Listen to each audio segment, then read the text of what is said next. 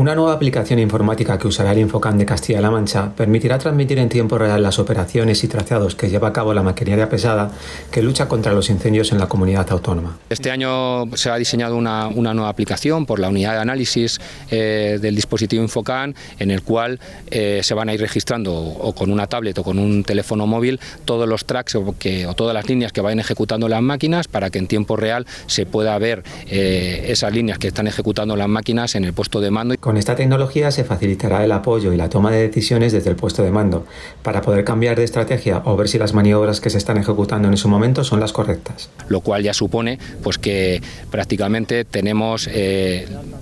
la operación de extinción prácticamente liquidada en el momento que van pasando las máquinas, con lo cual pues nos da una información muy potente a la hora de poder trabajar y en tiempo real en los incendios. Una aplicación que es bastante novedosa. El plan Infocan cuenta para la presente campaña de extinción de incendios con 17 equipos de maquinaria pesada o bulldozer que se usan tanto en la prevención como en la extinción de incendios forestales. Sí, en Castilla-La Mancha se fue pionero desde hace muchos años, los años 70-80, en el uso de maquinaria en la extinción de incendios forestales. Actualmente, como os he dicho, tenemos 17 equipos de maquinaria distribuidos por toda la región y es un poco una de las puntas de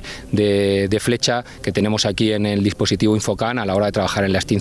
y que además de poder usarlo en nuestros incendios de aquí, pues han sido muy útiles en los incendios en otras comunidades autónomas. Todo ello ante una campaña de extinción de incendios que para el Infocan se presenta inicialmente bien ante las lluvias y el ambiente fresco que han dejado en los últimos días, aunque el que haya mucha carga de combustible ligero puede complicar las cosas en las próximas semanas.